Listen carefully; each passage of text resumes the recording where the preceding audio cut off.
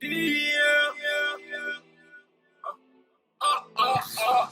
is KRS-One with the TakeOver Files. Make sure y'all stay tuned for it. Hop on the way. I do the dash with the 7-6. Hop on the way. I lost the ball with the new kicks. Hop on the way. I pop a smurf with the blue face. Hop on the way. Hop on the way. Hop on the way. Hop on the way. I do the dash with the 7-6. Hop on the way. Lost the ball with the new kicks. Hop on the way. What's going on? It's your boy Lito Takeover. This is the TakeOver Files. We got an exclusive edition.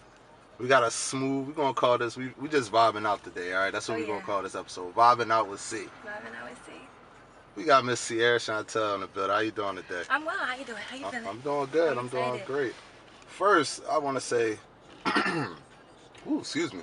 First, I want to say I appreciate you for coming. You know, I feel like this long awaited. The first time we met. Yeah, this is long awaited. Yeah, it mostly it's my fault, you know, my fault. I take my credit with it, you know, but you know, I just want to say I've been following since I've been following you. You know, like I was telling you, your word is just very impactful. Thank you. I love the message that you giving off. You know, your everything about you just scream elegance. You feel me? And that's something that I just wanted to let you know. Highly appreciate it. Thank you. No problem, no problem. Thank you. I try. So, first, who is Ciara Chantelle? Ciara Chantelle is a phenomenal poet. She's understanding that she's a phenomenal poet, and the reason why she's a phenomenal poet is because Ciara understands the struggle. So I'm Ciara. I love words. I love people. I love understanding earth and things and space and time, and my purpose here is to put all of that in place. My purpose here is to build a bridge between all of those things and help all of those things understand the opposite side of the bridge, if that makes sense. So I'm just an ET being here to assist everybody and just share the messages that I'm being sent constantly through my day-to-day. See that everything you just said was just so elegant, fluent, smooth. Like, so how did you get into this profession? All right, so poetry. I'm just saying art, the artistry. Artistry. I felt you way more than a poet. Yeah, I wouldn't have put you in that category. Yeah, so I do poetry. I started out, honestly, I've been performing for about 9 years now. And I started watching Def Jam spoken word poetry videos maybe about my 8th grade year in middle school. And after that, it just took off. So once I learned about spoken word and what Def Jam was, it was a whole new world for me. The fact that I could introduce rap to poetry, it was beyond profound to me. So outside of that, I've always loved dance. I've been a dancer all my life. And when it comes to painting, I went to Girls High. Shout out Girls High. So I went to Girls High, and my major there, or I guess my focus there, was not only poetry and not only lacrosse, but visual arts. So I actually learned to paint and draw my 10th grade year of Girls High, and it became another outlet for me, for my expression. You know, went to Penn State, left Penn State, came back to Philly, and since then, everything, I mean, it's weird how things have been coming to me.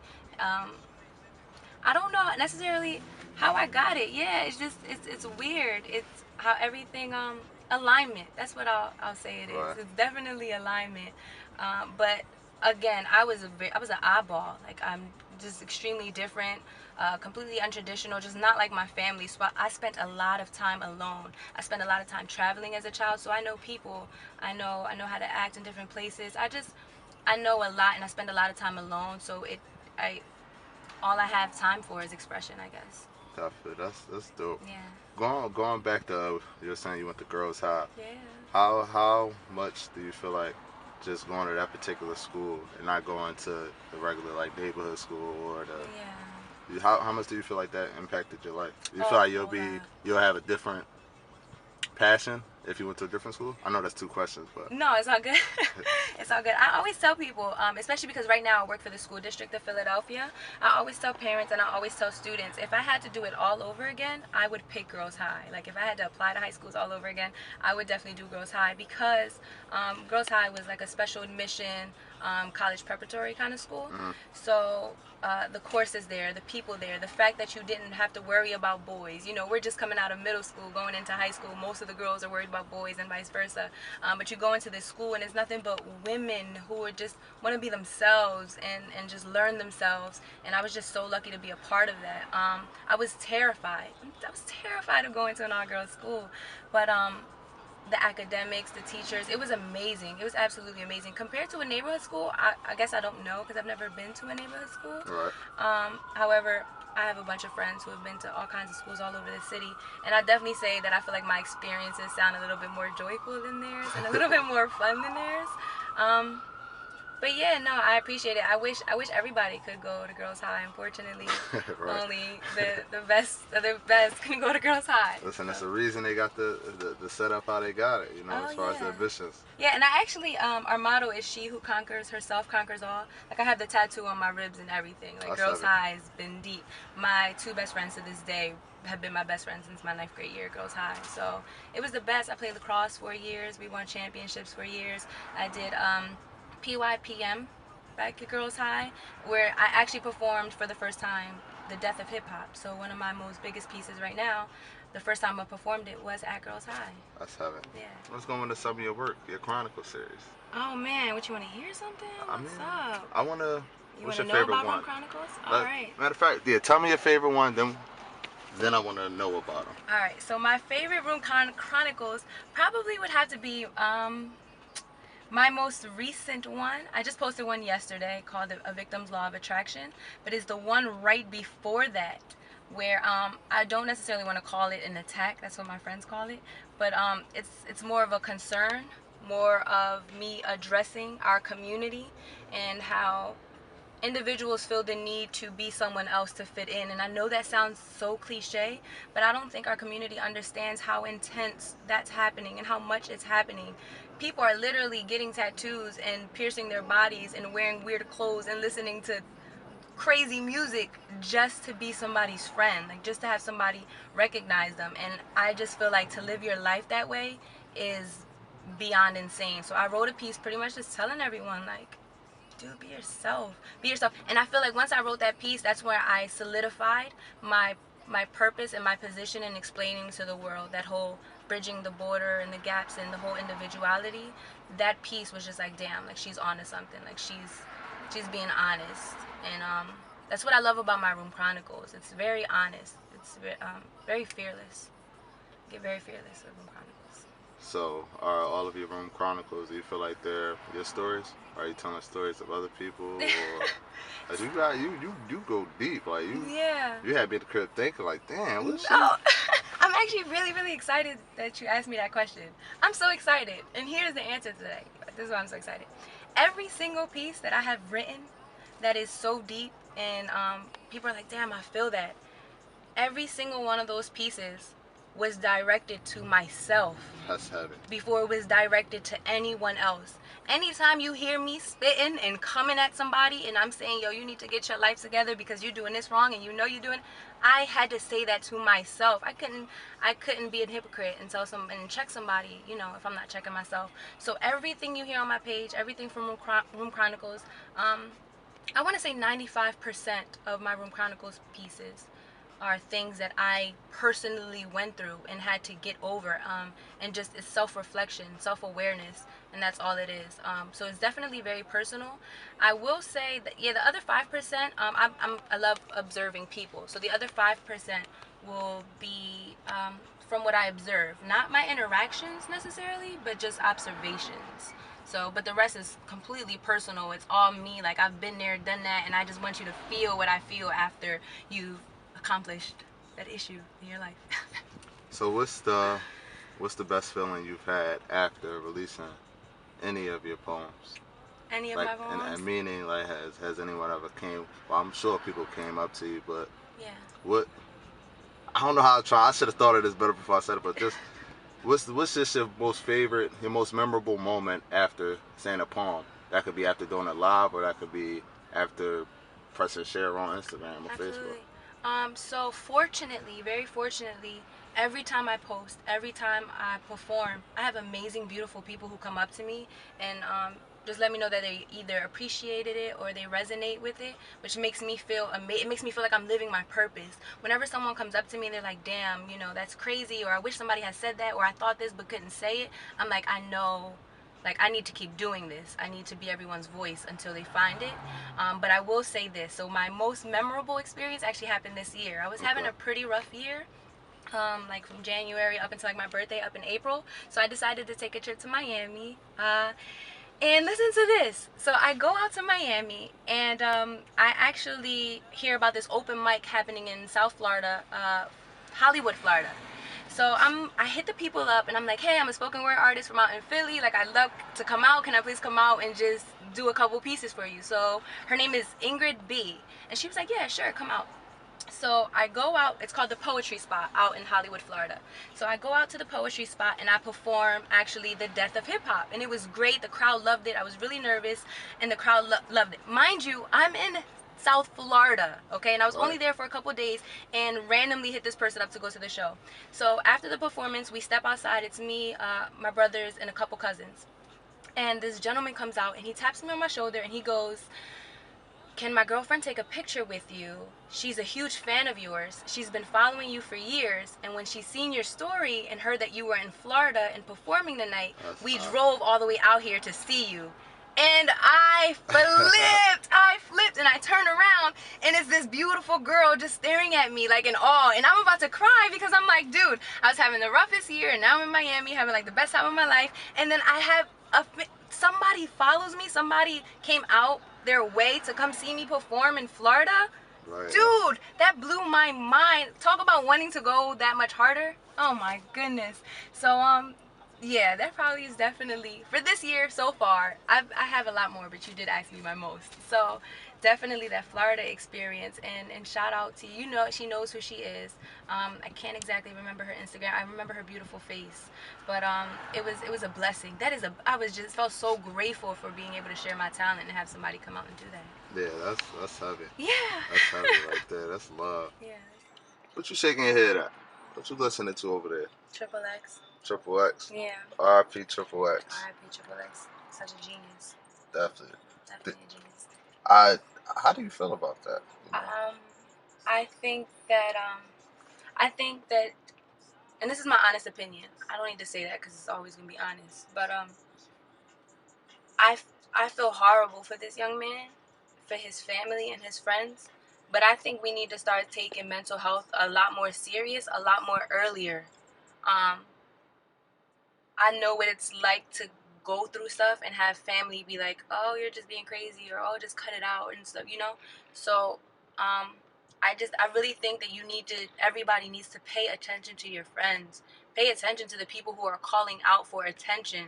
And another thing, we need to stop waiting for celebrities to check out and to check into these facilities for us to be like, wow, mental health is real. Nah, it's always been real. Mental health has always been a thing amongst artists, amongst children, amongst everybody pretty much. And it's just like, I don't think enough of us take it serious. We laugh it off, or we think people want attention in a jokingly way.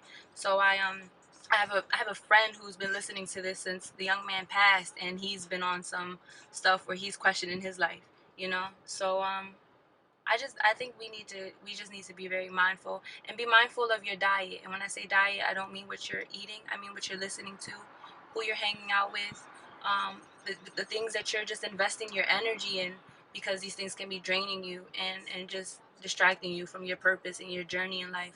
So just be very mindful. Put yourself first. You don't have to be selfish, but you need to be self first always. So that's pretty much how I feel. This is a very, very sensitive topic for me. And I also do have a Room Chronicles, piece on that called Empty Cups, where I definitely talk about you needing a full cup before you're able to supply anybody with anything. So keep that in mind.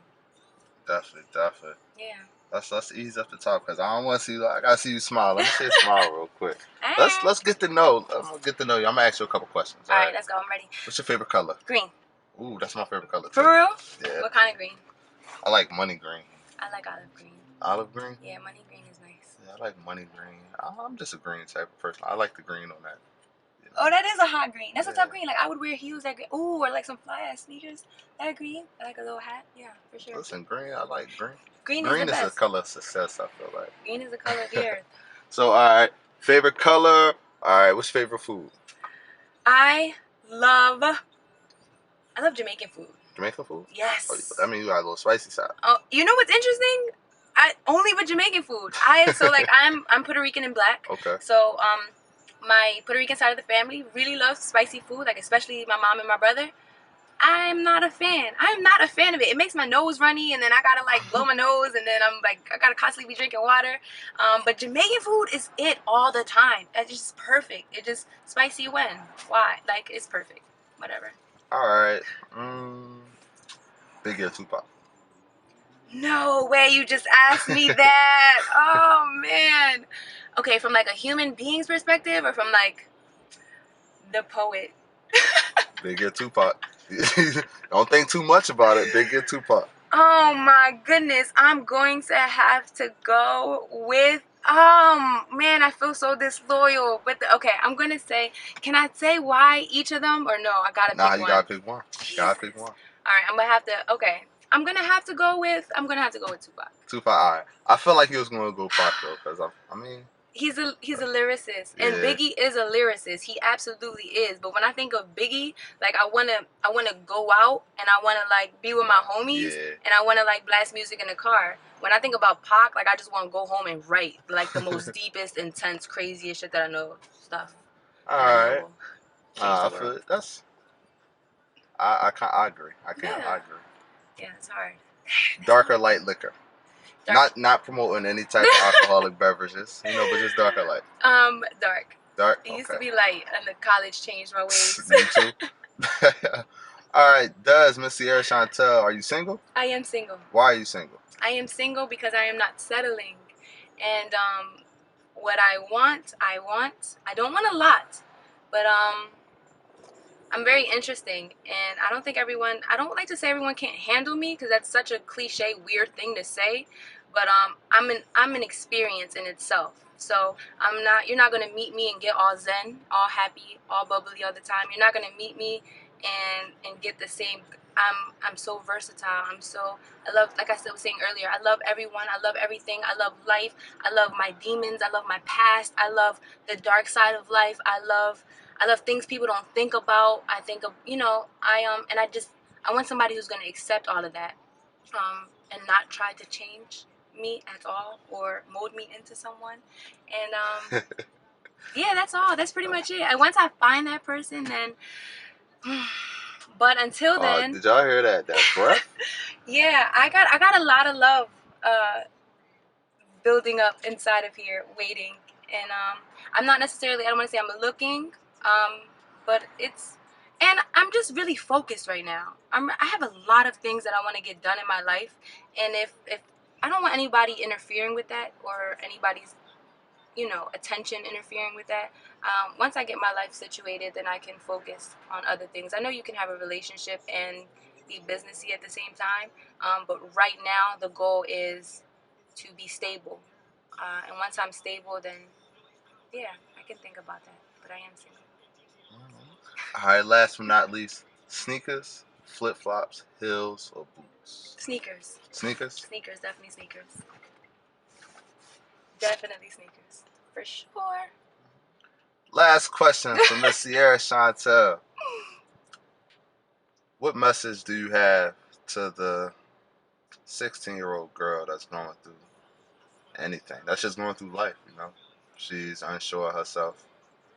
She doesn't know how to express herself, but she has a lot to say. Isolate yourself. Write down what it is that you want in life. Write down what it is that you're thankful for. Write down what it is that you're grateful for. Focus on those things. Focus on the things that you're grateful for. Think about the things that you want out of life, and focus on that and that only. This world is not easy. Nothing about it is easy. I was that girl at 16. The people aren't easy. The situations. So breathe. It is definitely going to be okay. Life happens. It's going to be all right. Look for people to talk to, genuine people who love you to talk to, not people you want to fit in with, the people who are reaching out to you. And love yourself hard. It sounds crazy. Trust me, I know it sounds crazy when someone tells you to love you and you can't think about any reason or any explanation as to why you would love yourself. There are a million reasons why you should. You have a purpose. Everybody does. And you're probably not going to know what it is at 16. So take your time. If you need me, if you can find me, come reach out to me. I will be there for you. I will point you in the direction of people who can be there for you. And like I said before, breathe and talk and focus on you and what you want out of your life. And I promise you, it's going to be yours. Had you told me at 16 that I would be getting interviewed by TakeOver Files, the dopest in the city, I would be like, for what? Why would I be getting interviewed? You're crazy. I'm not even that, whatever. And here I am at 23, living my best life. So you got it. Breathe, baby girl. You got it. It's the TakeOver Files with the one and only, the living legend, the everything. The everything. We out.